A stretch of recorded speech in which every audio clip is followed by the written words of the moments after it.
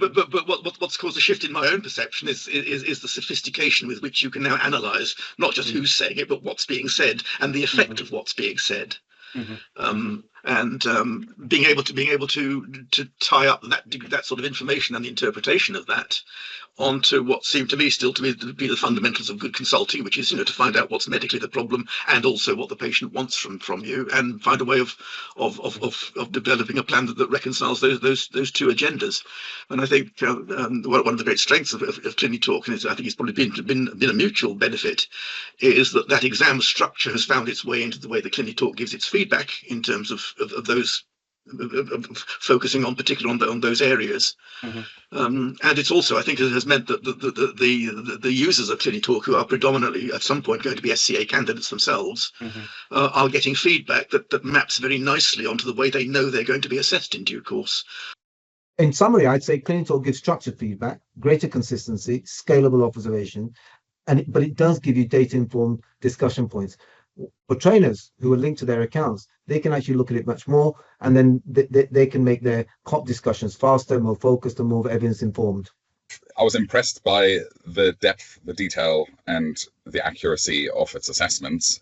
So that's the first sort of, I wonder what it's like kind of feeling that you put out first. And as a trainer oneself, you might see it as a first instant threat. It's like, right, is this here to replace me, kind of thing. So it was curiosity at first, and being very impressed with how well it worked. The level of detail and what it was able to sort of perceive from a transcript alone, because it's not unable to pick non-verbal things. So I was very impressed by what it was able to pick up. And then in terms of the actual use with my trainee at the time, I think one thing I really thought was unique to using it, which as a trainer I wouldn't be able to do, is to look at trends. Because you can have the system running in the background for all the consultations for a week or whatever, and it'll then give you a trend of saying, well, you have a tendency to do, run late. Perhaps that's a bad example because that's very obvious, but sort of miss cues, or not showing a lot of kindness verbally, at least. And so it was very good at doing that, because that's not something I'm able to do.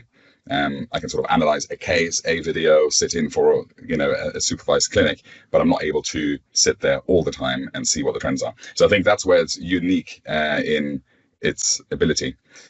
But then we said, well, could we have done it a bit better, or could we have done it in a way that the trainee or the patient might have been feeling less disappointed with the outcome?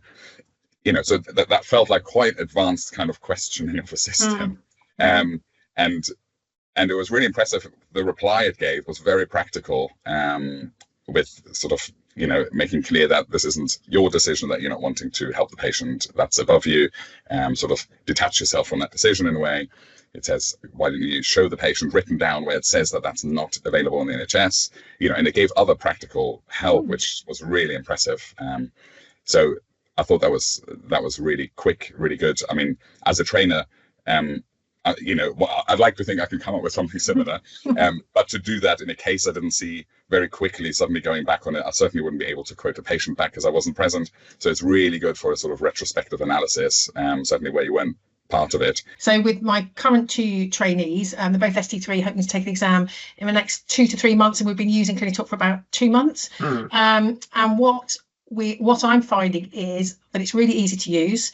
I've developed a little structure where we look at the case, what the case was about, and the knowledge. We look at the feedback from the Clinitalk app, and perhaps pick 1 or 2 things they particularly want to look at, whether it's ideas, concerns, expectations, or psychosocial impact. We then listen to the whole transcript, listen to the whole consultation, and see where we agree, or what we think that they could have done differently. And then usually we would pick 1 or 2 things for them to work on. And the great thing is I can see them recording consultations through the week, and then we'll pick it up the next week. There's still a place for the video consultation. I'm finding it's much easier to get trainees to do the recordings than it is to get the camera and set it up. So I'm certainly getting a high volume of recorded consultations. The feedback that the Clinitalk gave me, having that feedback for the exam was, I think, the thing that got me through, really. I wanted to feedback that my supervisor watched back some of my videos and looked at the feedback it gave and said that she really agreed with it. I actually also really liked the way that it gave you suggestions.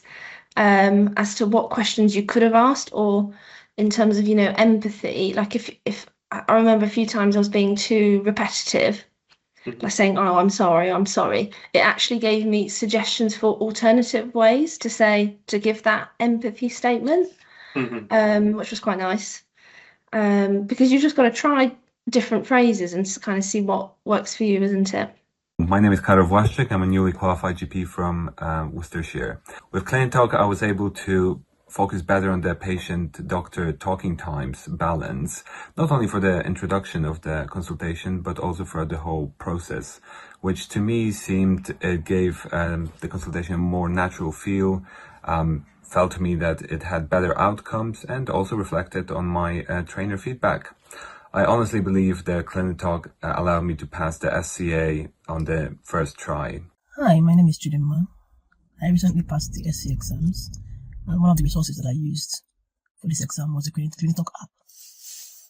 I found the feedback section very useful, especially with giving feedback as to how I consulted.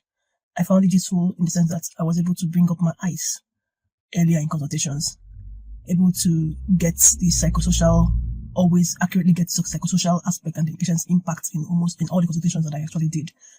And also, it also helped with trying to closely align my management plans with the current NICE guidelines. Whilst it also analyses your consultations and provides you that feedback that you normally get with your ES, but it just means that you get so much more feedback a lot of the time.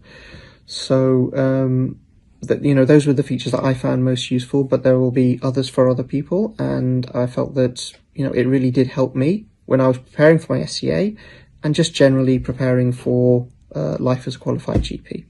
This app really helped me through the preparation to my SCA. Just preparing for the exam while working, so this is 2 for 1. So I encourage you to use the app. This is my personal experience. Thanks a lot. I started using the Clinitalk app, which I think really helped.